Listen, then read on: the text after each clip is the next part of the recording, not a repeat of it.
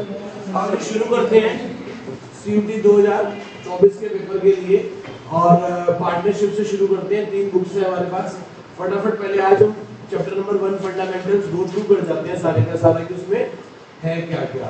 Heading डाल दो fundamentals of partnership. Fundamentals of partnership, ठीक है तो अच्छी बात है। बाकी हेडिंग डाल लो फंडामेंटल्स ऑफ पार्टनरशिप। देखो first topic basic theory. First topic में क्या है? Basic theory. Second topic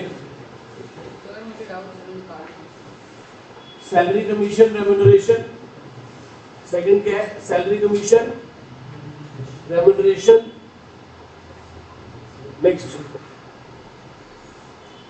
next IOC IOD, interest on capital, interest on drawings.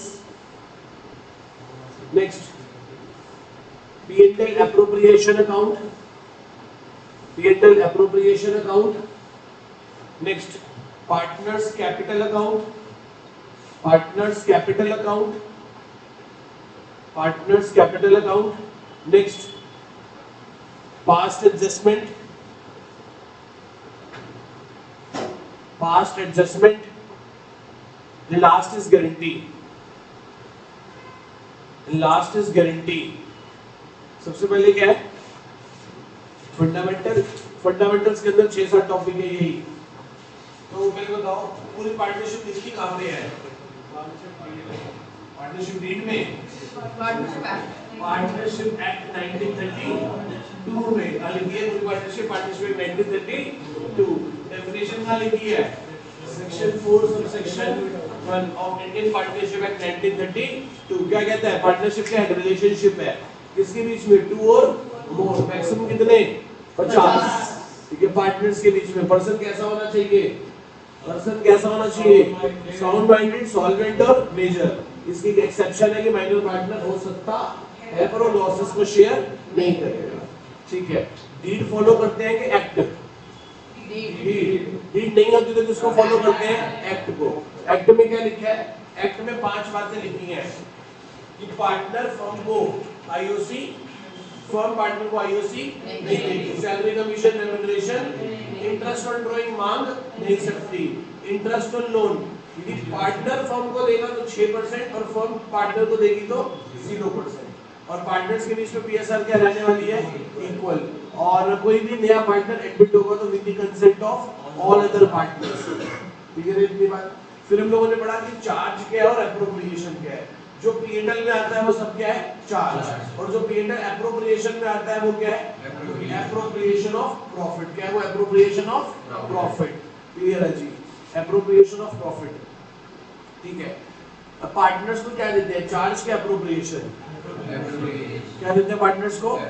Appropriation. Partners को दी जाने वाली 2 ऐसी चीजें बताओ जो चार्ज है। पार्टनर और इंटरेस्ट ऑन लोन। ये दोनों चीजें क्या है? चार्ज है। बाकी सब चीजें क्या है? एप्रोप्रिएशन। उसके बाद क्या पढ़ा हम लोगों ने? P&L एप्रोप्रिएशन अकाउंट पढ़ ले एक बार कैसा बनता था। ये रहा P&L एप्रोप्रिएशन अकाउंट। ये बना लिया हमने P&L एप्रोप्रिएशन। यहाँ पे क्या लिखेंगे? Bye P&L। कौन सा प्रॉफिट है ये बोलो? ये प्रॉफिट है। Profit after all charges but before any appropriation. इस प्रॉफिट में से ऊपर P&L के सारे खर्चे माइनस हो जाने चाहिए पर एप्रोप्रिएशन का कोई भी प्रॉफिट नहीं। कोई भी एप्रोप्रिएशन का प्रॉफिट नहीं। फर्म को होने वाली इनकम बोलो क्या थी? Interest on drawings. और फर्म पार्टनर्स पे क्या क्या खर्चा करती थी? P&L पे तो अबव लाइन आइटम आ गए चार्जेस। P&L का प्रॉफिट अबव लाइन। P&L का प्रॉफिट तो एप्रोप्रिएशन में ट्रांसफर हो गया ना। तो उसको आइटम को कौन से में ट्रांसफर होगा? ऐसा है कि जितने चार्ज अगेंस्ट आइटम है ना वो अबव लाइन आइटम है और जितनी एप्रोप्रिएशंस है वो क्या है? बिलो लाइन आइटम है। क्या है वो? Below line item. तो ये ना P&L इंटरेस्ट ऑन ड्राइंग्स। तो P&L क्या है? नेट प्रॉफिट है ना जो P&L से आया है। नहीं above line net profit after all charges वो कुछ भी नहीं है। वो तो P&L से बिल उसमें ट्रांसफर हो गया ना। आईओसी सैलरी कमीशन, रिजर्व्स, और दूसरी चीज क्या, प्रॉफिट डिस्ट्रीब्यूशन। यहां से क्या बच जाएगा, डिविजिबल, और डिविजिबल प्रॉफिट किसमें बढ़ जाएगा, पार्टनर्स में। किसमें बढ़ जाएगा, अब ध्यान से समझना, कमीशन पे 3 पॉइंट है, कमीशन पे अपने 3 पॉइंट पड़े हुए हैं। 10% of net profit, 10% of divisible profit, और 10% of net divisible profit.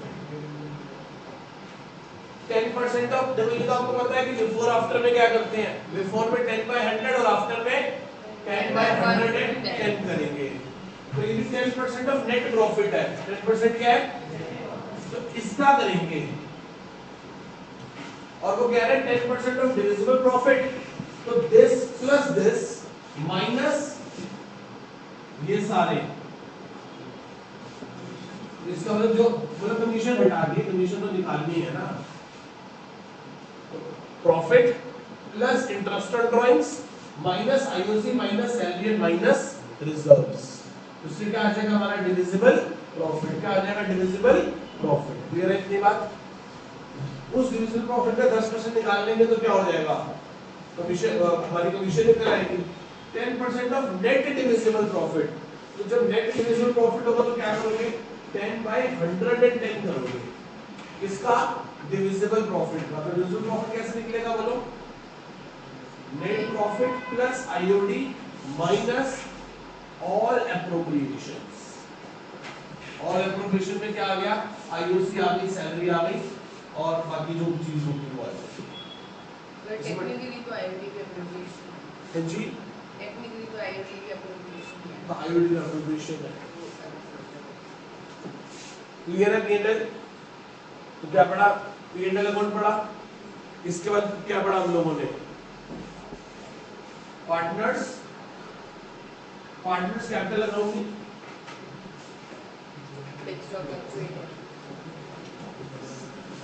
Partners capital बनाने के कितने मेथड्स हैं, 2, कौन कौन सा, फिक्स्ड और फिक्स फ्लक्चुएटिंग। कैपिटल मेथड, और दूसरा कौन सा है, फ्लक्चुएटिंग कैपिटल मेथड। अब देखो इसमें होगा क्या, इसमें ये तो आपको पता है कि फिक्स कैपिटल मेथड में 2 अकाउंट बनते हैं, पार्टनर्स कैपिटल अकाउंट और पार्टनर्स, और फ्लक्चुएटिंग कैपिटल अकाउंट में एक ही अकाउंट बनता है, कौन सा, पार्टनर्स कैपिटल अकाउंट। क्लियर है यहां तक, ठीक है।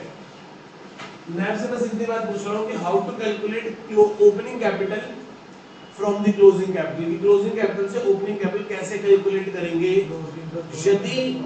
यदि कौन सा मेथड है, फिक्स कैपिटल मेथड है। कौन सा मेथड है, फिक्स कैपिटल मेथड है। तो ध्यान से देखना,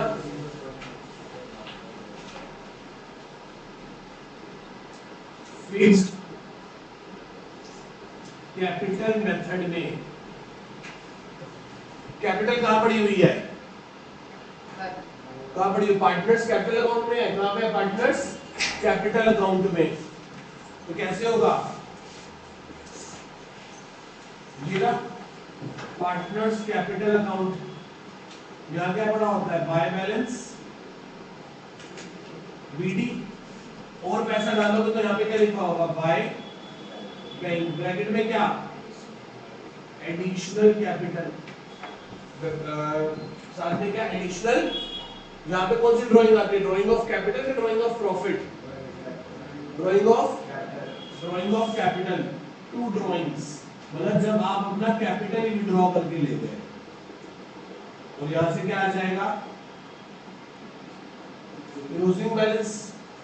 अब जब आपको क्लोजिंग से ओपनिंग पर पहुंचना है तो आप क्या करोगे, इसको ऐड कर लोगे और इसको क्या कर दोगे, लेस। तो आप कहां पहुंच जाओगे, ओपनिंग कैपिटल पे। कहां पहुंच जाओगे बोलो, ओपनिंग कैपिटल पे। यहां डाउट किसी को। और ये फ्लक्चुएटिंग कैपिटल मेथड हुआ, कौन सा मेथड हुआ, फ्लक्चुएटिंग कैपिटल मेथड। तो इसी अकाउंट में क्या आ जाएगा, इसी अकाउंट में यहां पे क्या आ जाएगा, बाय आईओसी, बाय क्या आएगा, by salary, by commission, by PNL appropriation का प्रॉफिट, ये सारी चीजें आ जाएंगी। और यहां से क्या आएगा बोलो, ड्राइंग्स कौन सी आएंगी, ड्राइंग्स ऑफ प्रॉफिट भी आ जाएगा, यहाँ से टू इंटरेस्ट और ड्राइंग भी आ जाएगा, यहाँ से टू P&L एप्रोप्रिएशन के क्या आ जाएंगे, लॉसेस भी आ जाएंगे, और यहाँ से क्या बच जाएगा, टू बैलेंस CD। ये CD आ गया। इन सबको क्या कर लेंगे, ऐड, और इन सबको क्या कर लेंगे, लेस। तो हम क्लोजिंग से कहां पहुंच जाएंगे, अच्छा फिर से पूछूंगा वो क्या पूछ रहे हैं। Closing is equal to opening तो जॉइंट माइनस बची प्रॉफिट, आपने बैंक को एडिशनल कैपिटल डाले, ये भी प्रॉफिट का पार्ट है। प्रॉफिट का पार्ट नहीं, तो और एडिशनल कैपिटल मालिक पार्टनर लाया है वो है। तो फॉर्मूला के अंदर माइनस प्रॉफिट भी तो होता है। हां जी, फॉर्मूला में फिक्स कैपिटल में फ्लक्चुएटिंग में, फ्लक्चुएटिंग में ऐड होगा प्रॉफिट, लॉस ऐड होगा, प्रॉफिट लेस होगा, पर फिक्स कैपिटल मेथड में प्रॉफिट का आता है, तो फिर वो तो उससे होगा ही नहीं। तो ओपनिंग में जॉइंट माइनस एडिशनल कैपिटल ये है ना, भाई साहब फिर से पूछ ले। तो वो interest on capital drying of profit पे या फिर ड्राइंग ऑफ कैपिटल पे, interest on drawings of profit पे लगता है, ड्राइंग्स ऑफ कैपिटल पे नहीं। ड्राइंग्स ऑफ कैपिटल का मतलब होता है कि मैं अपनी ही पूंजी निकाल के ले गया, तो मुझे काहे का ब्याज देना। जब मैं प्रॉफिट विड्रॉ करके लेके जाऊंगा तो मेरे को ऐसा पेनल्टी क्या लगेगा, interest on drawing. Drying of capital में तो आगे से आपको आईओसी कम मिलेगा। अच्छा, तो ये भी क्वेश्चन हो सकता है कि इंटरेस्ट ऑन ड्राइंग किस पे चार्ज होगा, drying of capital, drying of profit, drying of profit.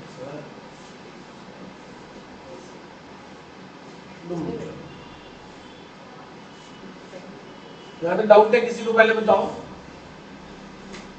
यहाँ तक क्लियर है, ठीक है। तो हमने क्लोजिंग कैपिटल से क्या निकाल लिया, ओपनिंग कैपिटल। जब फ्लक्चुएटिंग कैपिटल मेथड होगा तो इसी अकाउंट में सब कुछ आ गया होगा, इसलिए हमने इन सबको वापस से क्या कर दिया, ऐड बैक कर लिया। पर यदि यही फिक्स कैपिटल मेथड होता तो प्रॉफिट कंसीडर, ड्राइंग्स कंसीडर नहीं होती, ड्राइंग्स ऑफ प्रॉफिट। क्लियर है इतनी बात, ठीक है।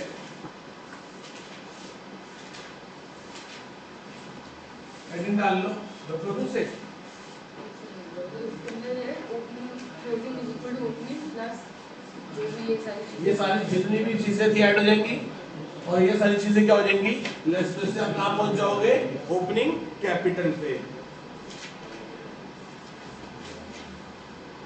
चले डॉक्टर से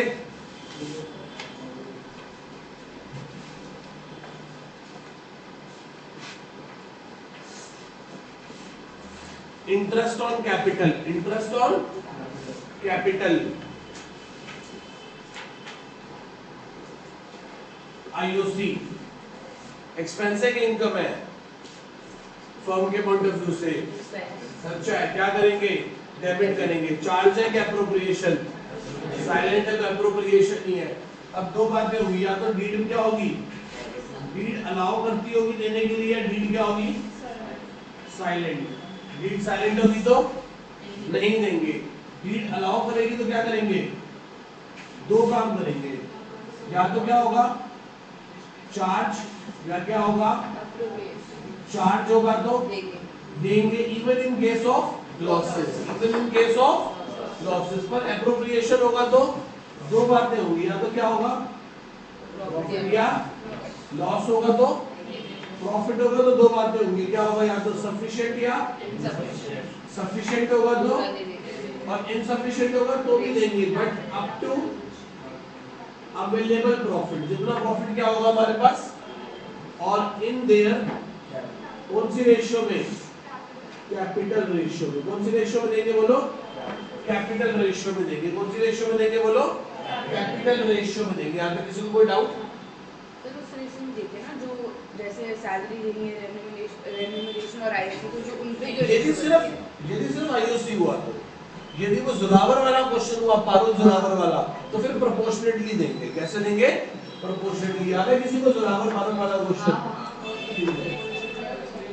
हाँ 4:5:11, हाँ। और प्रॉफिट कितना था, 160। आईओडी भी तो ऐड कर लिया था उसने, 1500 आईओडी ऐड कर लिया था। प्रोपोर्शनेटली देंगे। कैसे देंगे? प्रोपोर्शनेटली। बच्चों को क्वेश्चन भी याद है तो कितना सब कुछ और पढ़ के भी। ठीक है जी, तो ये क्या आईओसी पर आईओसी देंगे किसमें पहले बताओ? ओपनिंग कैपिटल पे। किस पे देंगे? और ओपनिंग कैपिटल निकालेंगे कैसे? अब इस बात में सोचना पड़ेगा कि कौन सा मेथड है। फिक्स मेथड होगा तो क्या करोगे? Closing plus drawings of capital minus additional capital, opening capital आ जाएगा। और यदि फ्लक्चुएटिंग कैपिटल मेथड हुआ तो फिर सारी राम कहानी होगी। फिर सब कुछ जो हमने उसमें डेबिट किया होगा वो सब प्लस हो जाएगा, जो क्रेडिट किया होगा वो माइनस हो जाएगा। उससे मेरा क्या निकल आएगा? Opening capital. क्या निकल आएगा मेरा? Opening capital. कोई डाउट यहां तक? पक्का क्लियर है? ठीक है जी। इसके बाद क्या पढ़ा था हमने? इंटरेस्ट ऑन ड्राइंग्स, याद है? इंटरेस्ट ऑन ड्राइंग्स ये रख कर दूं? नोट कर रहे कोई? ये होगा पहले रजिस्टर्स में होगा, रजिस्टर्स पुराने उठा लोगे ना तो उसी के हिसाब से मैं सारा रिवाइज कराता रहूंगा। आपको दोबारा नोट करने की आवश्यकता नहीं पड़ेगी। वो रजिस्टर्स बड़े काम के हैं। प्लीज फेंके तो नहीं, किसी को दे तो नहीं दिए? मैं कुछ बच्चों के पास से उनको बुक नहीं कह रहे, अपने फ्रेंड से ले ली, मैं को दे दी, कह रहे और क्या बड़े सिगरेट से यार। ठीक है, अब बुक किसी को मत देना। बुक रजिस्टर सब तुम्हारे काम के हैं भाई।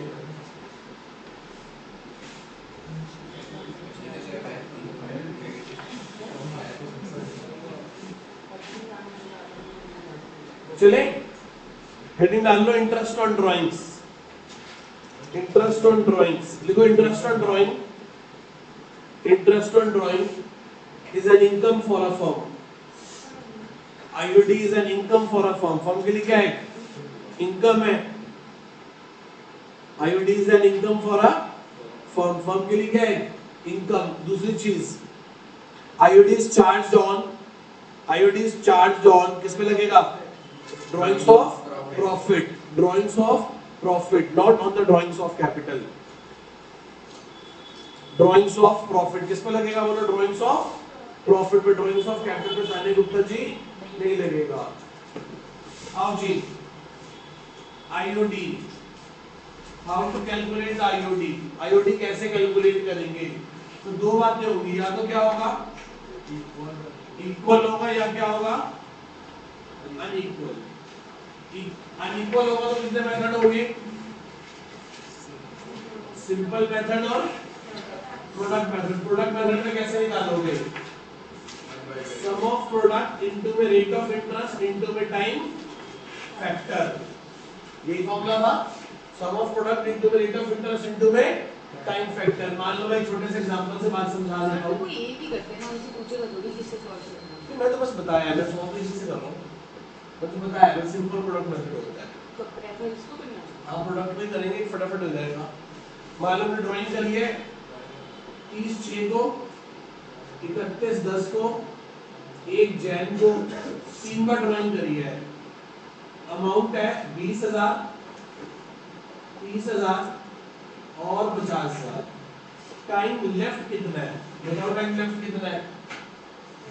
30/6 से कितना टाइम पड़ा है? 9 महीने। 3 4 5 6 9 महीने पड़े हैं। यहाँ से अब क्या निकाल लोगे दोनों का? प्रोडक्ट 29 सा 180, 5 3 सा 15, 5 3 सा 3 4 480। कितना आ गया? 4। तो क्या लोगे? सम ऑफ प्रोडक्ट 480 आ जाएगा। मान लो रेट ऑफ इंटरेस्ट 6% है और टाइम की जगह क्या लेंगे? 1/12। काटो, क्या आ गया? 24,000 है, 2400। कितना आ गया? 2400। आईओडी कितना आ गया? 2400। काम खत्म हो गया। डाउट इसमें किसी को? प्रोडक्ट मेथड से फटाफट हो सकता है कि ऐसा क्वेश्चन आपको दे दे और 4 ऑप्शन दे दे, आप फटाफट कैलकुलेट करके आंसर निकाल लो। दूसरा क्या है? Unequal, sorry equal. इक्वल में क्या होगा? टोटल ड्राइंग इनटू में रेट ऑफ इंटरेस्ट इनटू में टाइम फैक्टर। टाइम फैक्टर की जगह क्या लेंगे? 3 बातें होंगी, या तो ड्राइंग कब कर रहा होगा? मिड या एंड मेरे को नहीं आता, या मंथली कर रहा होगा या क्वार्टरली या हाफ ईयरली। डिवाइड में सबके 12 आएगा, डिवाइड में सबके क्या आएगा, तो यहाँ पे क्या था याद करो, मंथली में सर स्क्वायर पीरियड में 6 दिन 6.5 6 और 5.5, इसमें क्या था 7.5 6 और 4.5 9 6 और 3, ये तो हो गया यदि ऐसे है तो, ठीक है।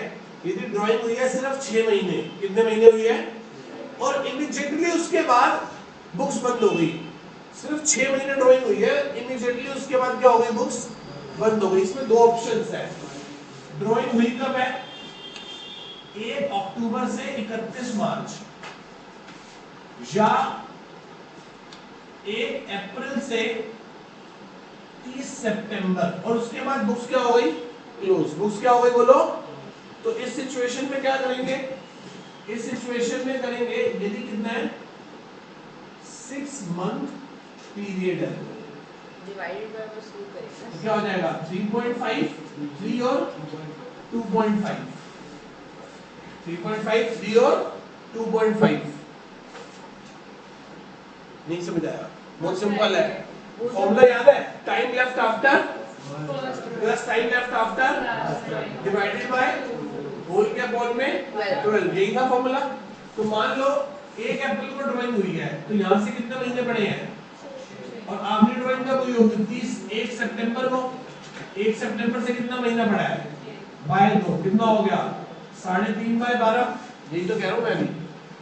तो यदि 6 महीने का पीरियड है, कितने महीने का पीरियड है भाई साहब, तो 3.5 3 और 2.5 3.5 3 और 2.5 3.5 3 और 2.5, और यदि क्या है, अब ध्यान से समझना, ये है ड्राइंग हुई है 1 अप्रैल से 30 सितंबर तक के लिए, और बुक्स जाके बंद होंगी 31 मार्च को। याद है मैंने कहा था डिवोर्स वाला केस है, 1 अप्रैल से भाई ने ड्राइंग करनी शुरू करी, 30 सितंबर तक ड्राइंग करी, 1 अक्टूबर को डिवोर्स हो गया, कह रहा मैं तो जाके रोटी कहां से खाऊंगा, गुरुद्वारे से, मुझे फॉर्म से ड्राइंग करने की आवश्यकता नहीं है। तो अगले 6 महीने ड्राइंग्स, अब आ जाओ इसमें क्या होगा फिर 9.5 9 और 8.5, सर कैसे निकाला आपने ये फटाफट, देखो पहली ड्राइंग कब हुई होगी 1 अप्रैल से कितने महीने पड़े हैं, और 1 सितंबर को ड्राइंग हुई होगी,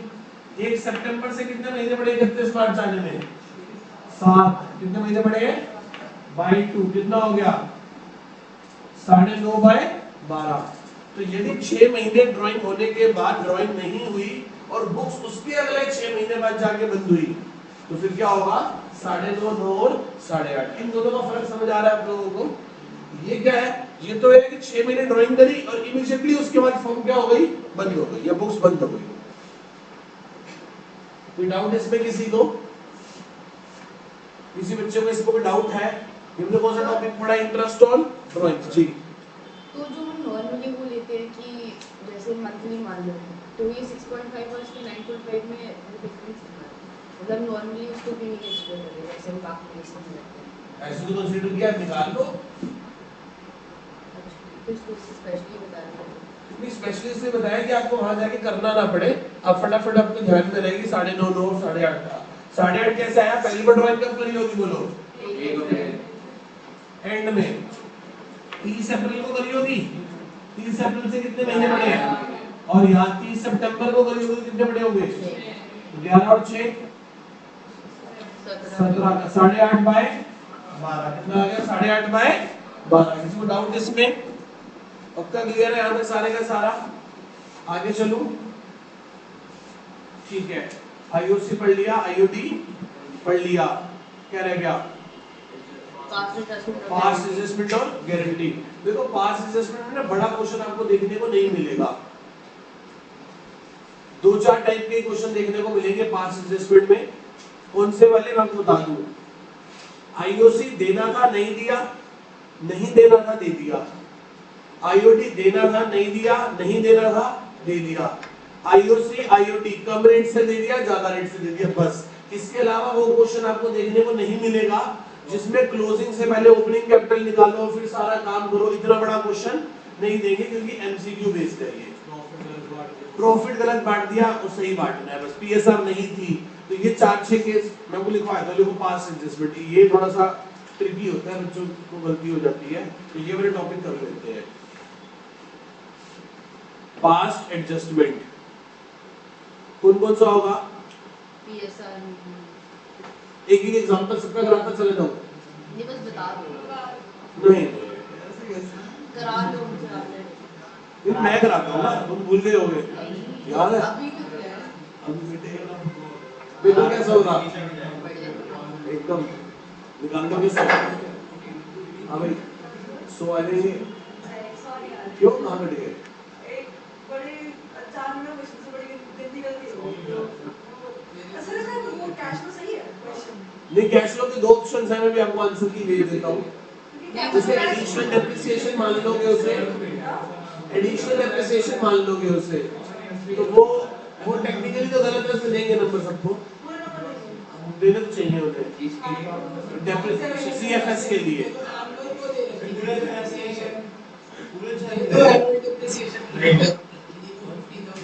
हाँ, जो जो एक्स्ट्रा आ रहा है उसे एक्स्ट्रा डेप्रिसिएशन मान लिया था ना। हाँ। चलो खैर वापस आओ, हेडिंग डाल लो पास्ट एडजस्टमेंट, और एक एक करके 2 4 5 6 क्वेश्चन कर लेते हैं, ठीक है? लिखो लिखो जी।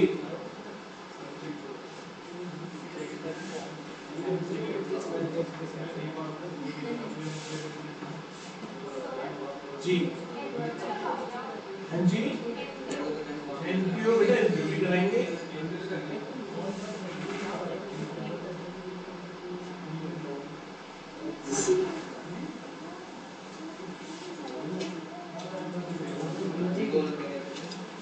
चले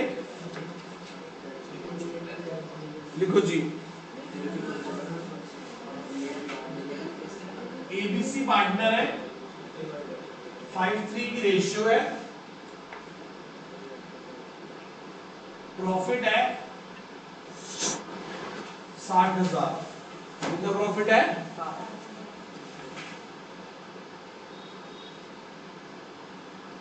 wrongly distributed equally। गलती से प्रॉफिट कैसे बढ़ गया?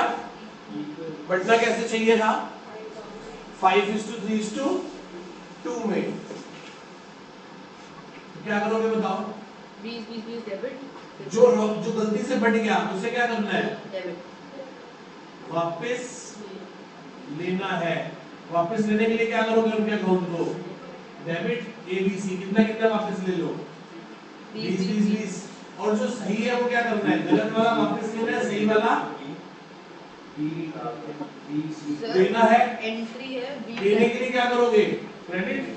और कितना कितना क्रेडिट करोगे? 30 18 12 30 18 12 12। उससे क्या बना लोगे? नेट। एंट्री 10 क्या करना है? क्रेडिट। क्रेडिट 2 क्या करना है? डेबिट 8 क्या करना है? एंट्री क्या बनी? B debit C debit to A. कितना? 10 2 नहीं 2 8 और 10।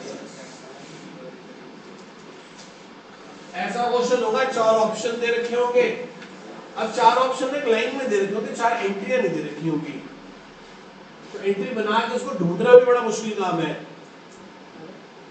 मतलब ऐसे तो ना होगा कि आपको 4 एंट्री ऐसे देंगे, लाइन में लिखी होगा B debit C, B debit 2000, C debit 5000, A credit 10000। ढूंढना पड़ेगा थोड़ा सा, उसमें भी टाइम जाएगा आपका। तो ये आपको ऐसे ही शॉर्टकट से ही करना है सारे का सारा। इसमें उल्टा क्वेश्चन कर लोगे कि क्या था? पीएसआर पार्टनरशिप डीड साइलेंट थी, पर हमने प्रॉफिट गलती से कैसे बांट दिया? 5:3:2। ठीक है, नेक्स्ट लिखो।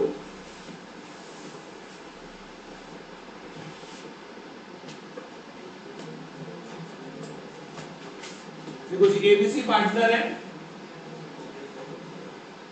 जिनकी कैपिटल 90,000, 60,000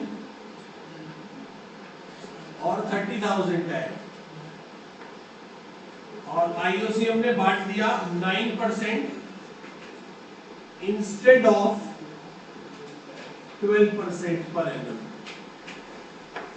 देना कितना चाहिए था? 3% 12 दे कितना दिया 9 और इनकी पीएसआर आपस में है वो तो कैपिटल रेशियो है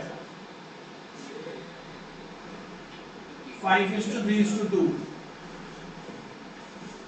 पीएसआर क्या इनके आपस में 5:3:2 बताओ हुआ क्या गलती क्या हुई है हमसे हमने 3% और दिया हमने आईओसी 3% कम दिया है आईओसी 3% तो क्या करोगे बताओ IOC at a rate of 3% और देना है और देना है तो क्या करोगे उनके अकाउंट को क्रेडिट दे दो ए को दो बी को दो सी को दो 9 3 सा 2700 1800 और 900 1800 और 900 दूसरे में भी 2700 5400 अब जब दे दिया जब ने 3% और दिया तो फर्म को क्या हो गया बोलो लॉस लॉस को क्या करोगे लॉस के पैसे लेने हैं तो क्या करोगे बोलो डेबिट कौन सी रेशियो में करोगे 5:3:2 में करो कितना हो गया 2700 ही आएगा ना तो 2700 ही आएगा और इसका 1620 1620 और 1080 1000 तो 5400 हो गया ये पूरा अब इससे क्या बना लो नेट कैसे बनाओगे 0 180 क्या करना है क्रेडिट और 180 क्या करना है एंट्री बन गई हाँ जी ये कैलकुलेटर तो यूज है इसमें कोई डाउट इसमें उल्टा कर लोगे कम देना था ज्यादा दे दिया इसमें प्रॉब्लम किसमें आएगी इंटरेस्ट ऑन ड्राइंग वाले में इंटरेस्ट ऑन ड्राइंग नहीं लेना था गलती से ले लिया इंटरेस्ट ऑन ड्राइंग नहीं लेना था पर ले लिया तो आओ इसे आईओसी की जगह क्या कर दो आईओडी और एबीसी की क्या गिवन है ये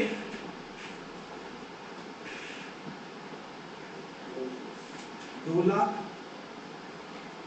1,50,000 रेशियो हुई 2:1 और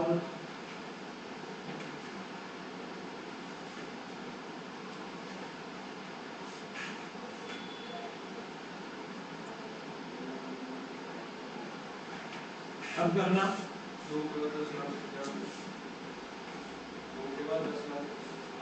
2 लाख के बाद 1 लाख है वो ड्राइंग 2 लाख 1,50,000 है एबीसी की ड्राइंग कितनी है 2,01,50,000 इंटरेस्ट ड्राइंग कितना दे दिया 9% कितने की बजाय लेना था लेना है आईओडी तो क्या करना है लेना है कितना लेना है भैया कितना है 9% तो 4% आईओडी का पैसा और लेगी फर्म तो अच्छा पार्टनर से पैसा लेना है तो उनके अकाउंट को क्या करेंगे क्या करेंगे बोलो डेबिट करेंगे डेबिट करने से फर्म का प्रॉफिट क्या हो जाएगा बढ़ जाएगा चलो करके दिखाओ गलती करोगे सोचो क्या गलती करोगे खाली बोल रहा बताना कितना होगा 842 आईओडी के पैसे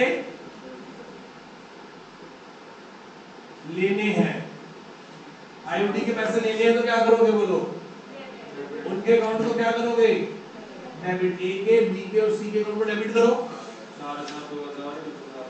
4,000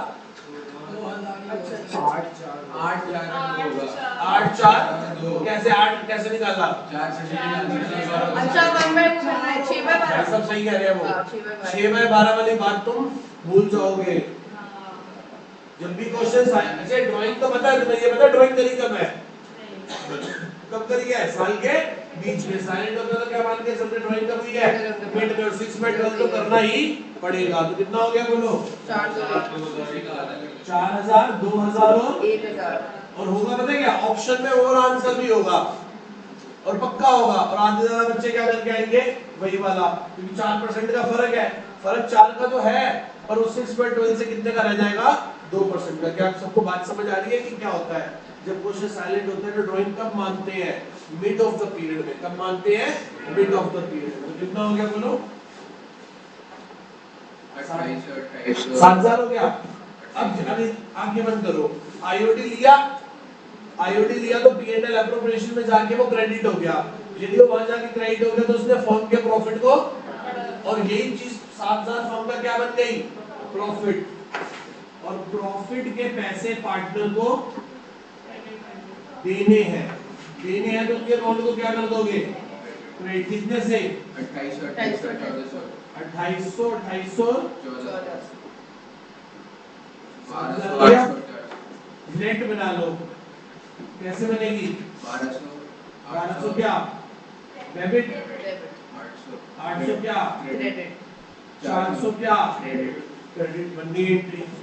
A debit to B to C। A debit to B to C। यहाँ तक किसी को कोई डाउट है? पहले बोलो। क्लियर है सारे का सारा?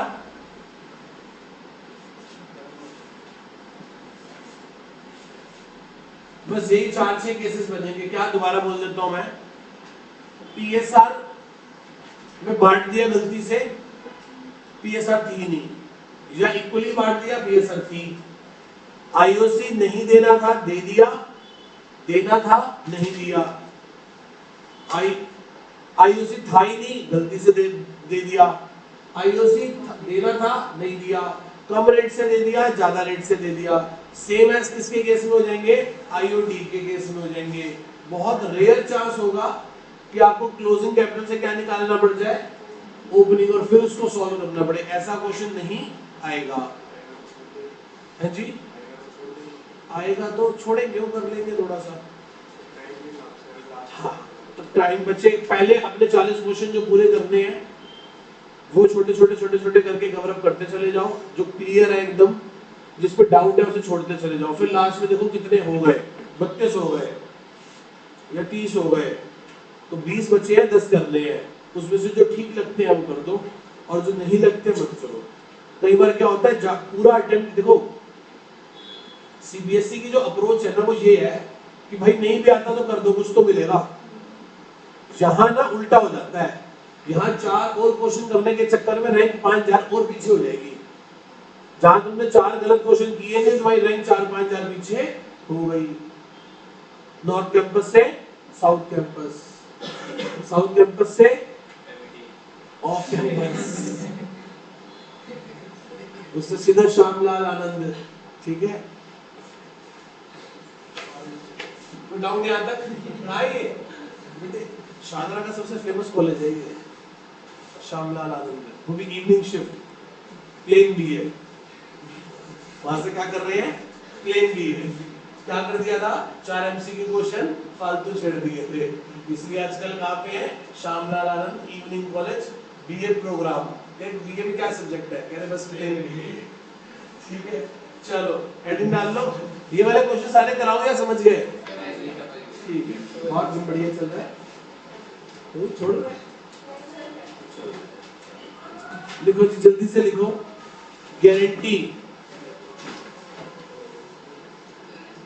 Guarantee of minimum profit. 3 प्रकार की गारंटी फर्म पार्टनर को देती है, पार्टनर को देता है, और एक अजीत बलजीत चरणजीत वाला क्वेश्चन जिसमें पार्टनर फर्म को गारंटी देता है। तो 3 प्रकार की गारंटी है। पहली कौन सी? किसका? क्या पहले कंसीडर करते हैं? जैसे अगर एक ही क्वेश्चन के अंदर फर्म ने भी दे रखी पार्टनर को, पार्टनर ने भी दे रखी, तो पहले जो पार्टनर ने फर्म को दिया पहले वो लेंगे। बड़ा अच्छा क्वेश्चन पूछा है इन्होंने कि दोनों गारंटी है, फर्म ने पार्टनर को दे रखी है, पार्टनर ने फर्म को दे रखी है। तो पहले पार्टनर को पकड़ेंगे।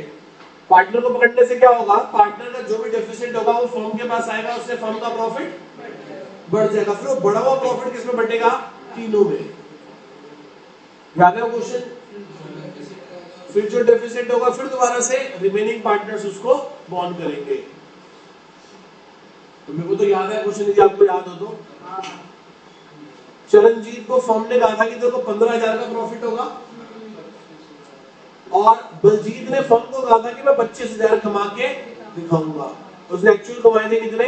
16,000।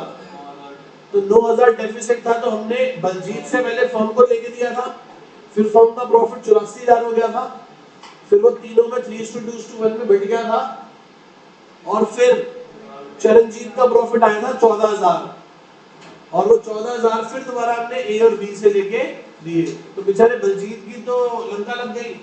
बलजीत ने पहले क्या किया, पहले अपनी डेफिशिएंसी पूरी करी, फिर बाद में चरणजीत की डेफिशिएंसी पूरी करी। क्लियर है? ठीक है जी। एक आधा क्वेश्चन करना है इससे नहीं? सस्ते, हाँ सस्ते सीधे सब पंजाबी देना ना। ठीक है, चलो आओ। ये हमारा क्या, कौन सा चैप्टर खत्म हो गया? Fundamentals of partnership. देखो दो चीजें, एक तो मैंने आपको एमसीक्यू वाली बुक दे रखी है, ये वाली बेटे सैंपल पेपर लिया था, उसमें आगे क्या थे, एमसीक्यू वाली बुक ही तो थी उसमें। बेटे कुछ ऐसा होता है जब झूठ होती है इंसान तभी खोलता है, उससे पहले क्यों नहीं खोलेगा? वो स्पाइरल में थी बेटा, गलती हो गई। बेटे खोली होगी तो पता होगा ना।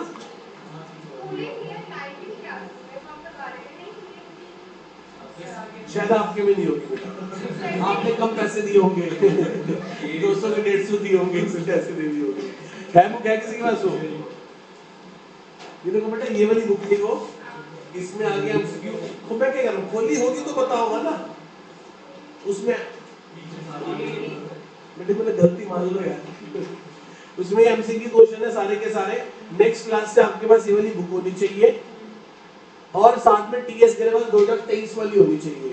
देखो 23 वाली है ना?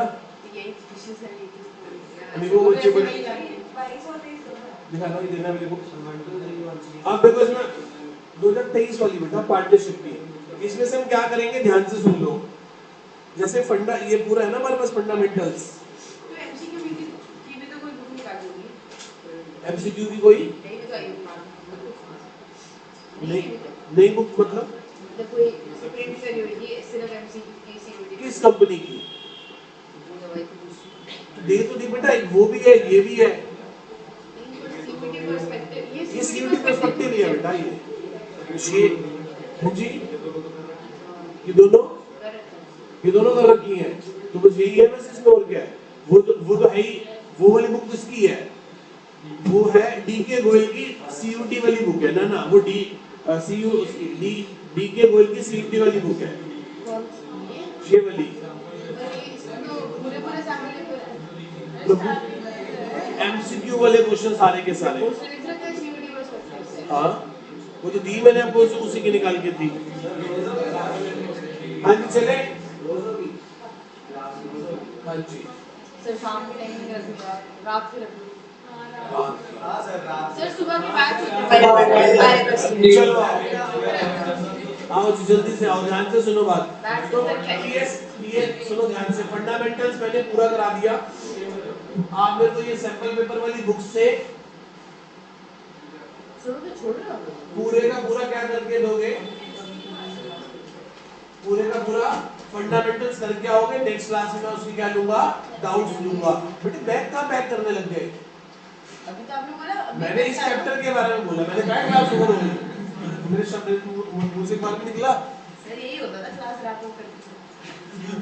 बेटे चैप्टर रैप किया है। अभी ये करके आओ जी, हेडिंग डाल लो, nature and valuation of goodwill. Nature and valuation of goodwill. Sir batch में क्लास नहीं होगी। हां जी सर बैच में क्लास हो जाएगी मेरी टाइम है। नहीं 10 बजे क्लास है। नहीं आज 2 चैप्टर कराऊंगा। हाँ अब फिर कोई नेक्स्ट क्लास में क्वेश्चंस कराऊंगा। हां जी कल सुबह आओ जी बेटा, ऐसा है कि किसी की सुबह क्लास है, किसी की शाम को क्लास है, तो कोई एक टाइम तो फिक्स करना है।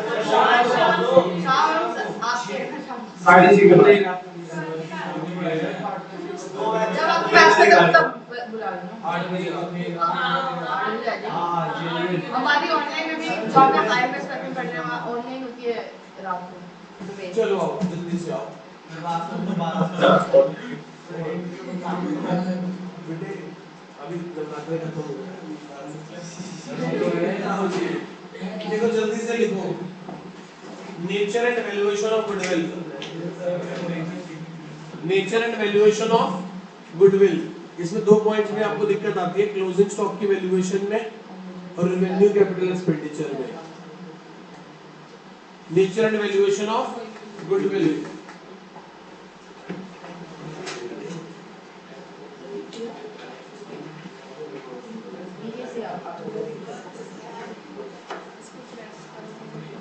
बेटा छोड़ दो उसको।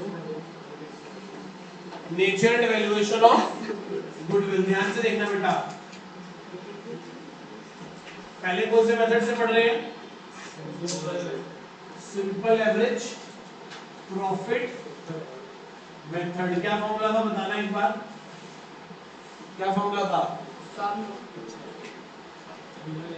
Average future maintainable profit into में number of years, average future maintainable profit into में नंबर ऑफ इयर्स परचेज। कोई डाउट है इसमें किसी को? Average future maintainable profit into में number of year purchase. Sir ये फ्यूचर मेंटेनेबल प्रॉफिट कैसे आता है?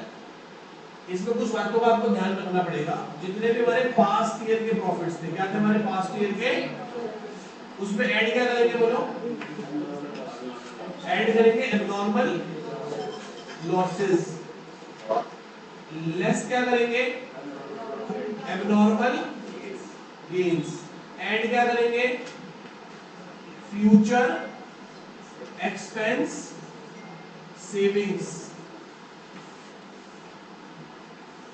मुझे या क्लास छोड़ दो या फोन छोड़ दो। सर साइलेंट लेस क्या करेंगे? फ्यूचर एक्सपेंसेस को माइनस कर देंगे। अब दो चीजें हैं इसमें, यहां तक सारी स्टोरी क्लियर है?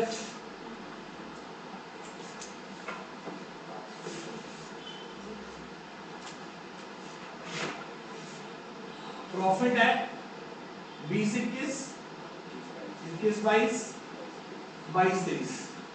लेट्स सपोज 90,000, 75,000 और 1,10,000। पॉइंट सुनना, मैं लिख नहीं रहा, सुनना। बस एक बात समझ लो, ये ट्रेडिंग अकाउंट देखा है कभी आपने? ट्रेडिंग अकाउंट की डेबिट साइड में क्या पड़ा होता है और क्लोजिंग स्टॉक कहां पड़ा होता है? क्लोजिंग स्टॉक यहां पड़ा हुआ है। यहां से क्या निकल जाएगा बताओ मेरा? क्या निकल जाएगा? Gross profit. क्या निकल जाएगा? Gross profit. क्लियर है? अब ध्यान समझना, ओपनिंग स्टॉक, क्लोजिंग स्टॉक और ये ग्रॉस प्रॉफिट है। बस एक बात बता दो, इस ओपनिंग स्टॉक का कैसा रिलेशन है और इस क्लोजिंग स्टॉक का? अब सुनो ध्यान से। अच्छा, क्लोजिंग का इंपैक्ट दो बार आएगा कि एक बार आएगा? दो बार। और ओपनिंग का इंपैक्ट एक बार। यही क्लोजिंग अगले साल क्या बन जाएगा जाके? Opening stock. यस और नो? यहाँ पे किसी को कोई डाउट? यही क्लोजिंग स्टॉक अगले साल जाके क्या बन जाएगा? Opening stock. ठीक है जी। अब हुआ क्या, ध्यान से मेरी बात समझना। 31 मार्च 2021 का क्लोजिंग स्टॉक 5,000 रुपए से अंडर वैल्यूड है। 2021 मार्च का क्लोजिंग स्टॉक 5,000 से अंडर वैल्यूड है। क्या करूं बोलो? बढ़ा दो और नेक्स्ट कम करो। प्लस करोगे क्लोजिंग स्टॉक 5,000, यहाँ प्लस करोगे, यहाँ से 5,000 ये सुन लो। 31 मार्च 2021 का क्लोजिंग स्टॉक 5,000 से अंडर वैल्यूड है। क्या करेंगे बोलो? क्लोजिंग स्टॉक बढ़ा देंगे इस साल का, और अब यदि इस साल का क्लोजिंग बढ़ेगा, इस साल का प्रॉफिट बढ़ेगा, इस साल का क्लोजिंग बढ़ेगा तो अगले साल का ओपनिंग स्टॉक भी बढ़ेगा, अगले साल का ओपनिंग स्टॉक बढ़ेगा तो अगले साल का ग्रॉस प्रॉफिट क्या हो जाएगा? कम हो जाएगा। यस और नो? इस बात में किसी को डाउट है? क्लियर है? आगे चलूं? अब आगे देखो, 31 मार्च 22 का क्लोजिंग स्टॉक 10,000 से ओवर वैल्यूड है। 31 मार्च 2022 का क्लोजिंग स्टॉक 10,000 से क्या है वो ज्यादा है, क्योंकि क्लोजिंग स्टॉक ज्यादा है तो प्रॉफिट भी क्या होगा, उसे क्या करना पड़ेगा, तो कम कर दो माइनस क्लोजिंग स्टॉक, यहां से 10,000 माइनस करें।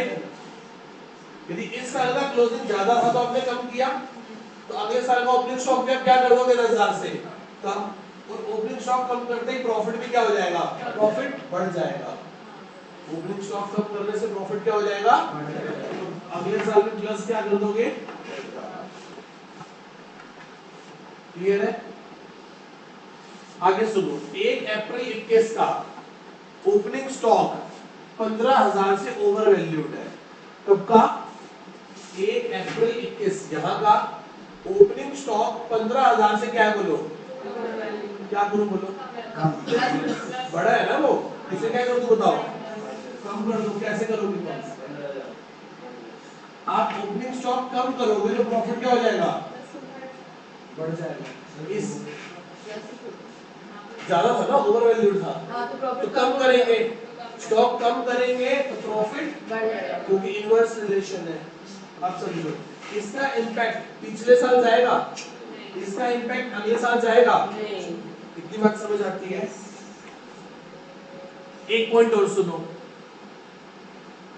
1 अप्रैल 2020 को हमने 50,000 की मशीनरी खरीदी, फिर से सुनो, 1 अप्रैल 20 को हमने कितने की मशीनरी खरीदी, 1 अप्रैल 20 को हमने कितने की मशीनरी खरीदी बोलो, 50,000 की मशीनरी खरीदी, यस और नो, और गलती से उसको रेवेन्यू कंसीडर कर लिया, ट्रैवलिंग एक्सपेंस में डाल दिया, तो क्या करूं, इसका मतलब गलती से मैंने उसको खर्चा मान के P&L में डेबिट कर दिया, उसको वहां से क्या करूंगा, हटाऊंगा, खर्चा हटाऊंगा तो प्रॉफिट, तो क्या लिखेंगे, प्लस क्या लिखेंगे बोलो,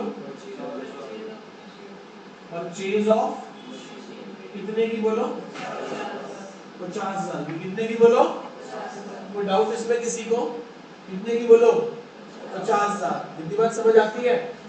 अब इस पे डेप्रिसिएशन 10% है WDVM से, कितना डेप्रिसिएशन है, 10% है किससे, WDVM से, तो अब आपने उसको अपने एसेट मान लिया, तो उस पे क्या लगाओगे, डेप्रिसिएशन लगाओगे, तो P&L में क्या करोगे, डेबिट करने से खर्चा, प्रॉफिट, तो माइनस क्या करोगे, कितना, 5,000, 40,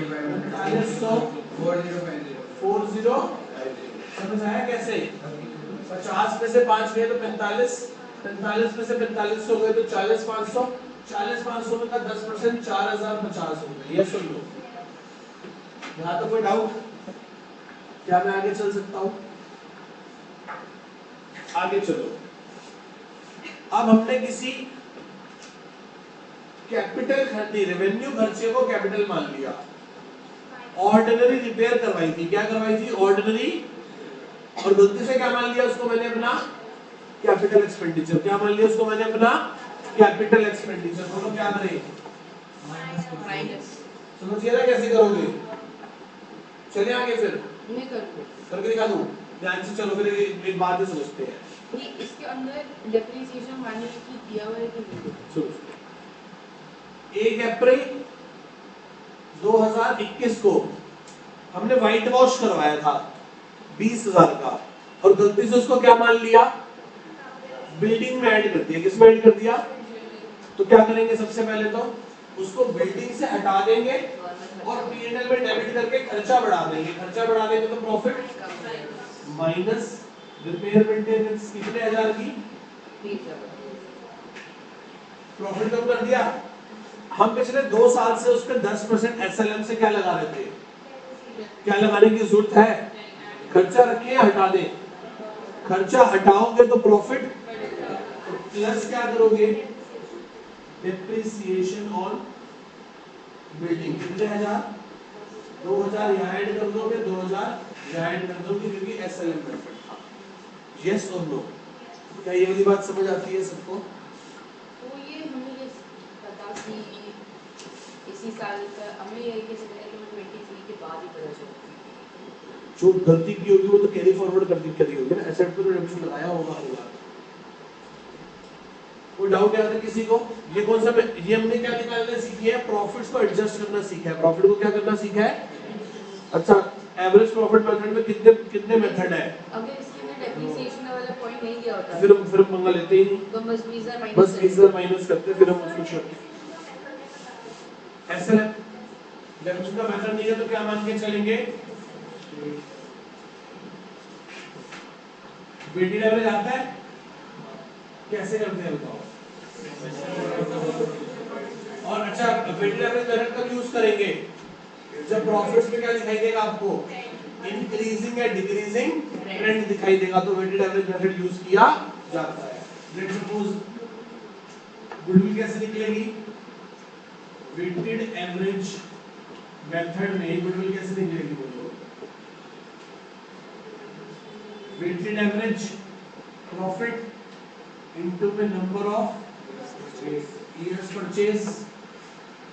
लेट्स सपोज ईयर है हमारा 2021-22, 22-23, 23-24। प्रॉफिट है 60,000, 90,000, 1,00,000। तो बताओ वेट्स क्या दें? 1, 2 और 3, और दोनों का प्रोडक्ट निकाल लो। 61 जा 60, 92 जा 180, और ये कितना हो गया? 3, 4, 5,40,000। डिवाइड किससे कर दोगे अब इसका? अब वेटेड एवरेज कैसे निकलेगा? Sum of product divided by sum of 540/6 weight. कितना हो गया? 5,00,000 डिवाइडेड बाय 6 कितना आ गया? 90,000 मल्टीप्लाई किसी, लेट्स सपोज 2 साल है। कितने साल है? 180। तो फॉर्म की टोटल कितनी आ गई? 1,00,000। ऐसे ही करते थे। यस। आगे चलते हैं। दूसरा मेथड कौन सा था? Super profit method. Shortcut formula याद है उसका? क्या था? आओ जी, किससे करने जा रहे हैं? सुपर प्रॉफिट मेथड से। तो कैसे निकालेंगे? Actual average profit minus normal profit minus, और नॉर्मल प्रॉफिट की जगह क्या लिखेंगे? इनटू में इससे किससे मल्टीप्लाई कर देंगे? Number of year. Let suppose मैंने बिजनेस में 1 करोड़ रुपए लगा रखा है और रिटर्न 20% है, तो मुझे नॉर्मली कितना प्रॉफिट होना चाहिए? 20,00,000। एक्चुअली मुझे 24 लाख का प्रॉफिट होता है। 4 लाख का एक्स्ट्रा प्रॉफिट 2 साल तक, तो गुडविल कितने की हो गई? 8 लाख की। कितने की हो गई? अब समस्या ये है कि सारी बातें हमें समझ आती है, पर ये नहीं समझ आता कि कैपिटल एम्प्लॉयड कैसे निकालेंगे। टोटल एसेट्स में से एक्सक्लूड कर दो। क्या कर दो? एक्सक्लूडेड क्या? Old goodwill, non trade investment और फिक्टिशियस। इसमें से माइनस क्या करोगे? आउटसाइडर्स। या एक तरीका और होता है, क्या था? Partners capital account plus reserves and minus क्या? वही old goodwill, non trade investment और फिक्टिशियस। आपको तो पता है फिक्टिशियस एसेट्स क्या होती हैं। आजकल मैं 12th में भी ये टॉपिक शुरू किया, तो मुझे बताने से पहले डर लग रहा है कि उन्हें कैसे बताऊं कि रिजर्व एंड सरप्लस क्या होते हैं। इस रिजर्व एंड सरप्लस को बोलने के लिए बहुत सारी बातें समझानी पड़ेंगी, फिक्टिशियस एसेट समझाने के लिए बहुत सारी बातें समझानी पड़ेंगी। ठीक है, तो आपको तो पता है, हमने एडमिशन रिटायरमेंट में बार-बार पढ़ा है। क्या होता है रिजर्व एंड सरप्लस? मैंने बताया जो अपने पीरियड में प्रॉफिट हमने नाम बोल दो बस। और रिजर्व फंड और provident contingent reserve CR company में चले गए। सीआरआर सिक्योरिटी प्रीमियम रिजर्व है। नहीं तो कंटिजेंट रिजर्व हाँ। प्रोविडेंट फंड और जनरल प्रोविडेंट फंड नहीं आएगा। प्रोविडेंट फंड नहीं आएगा। क्या आएगा? General reserve, reserve fund, PNL का क्रेडिट बैलेंस, कंटीजेंसी रिजर्व और free portion of workman compensation reserve and investment fluctuation reserve, वो सारे के सारे आ जाएंगे। फिक्टिशियस एसेट्स में क्या क्या आएगा बताओ? Advertising suspense, P&L का debit balance, old goodwill, accumulated losses, miscellaneous expenditure, fictitious asset, advertisement suspense account, research and development expenditure, वो सारे के सारे किस में चले जाएंगे? Fictitious assets में से जाएंगे। सुपर प्रॉफिट में किसी को डाउट है? लास्ट कौन सा मेथड है बताओ? क्या कैपिटलाइजेशन किसका?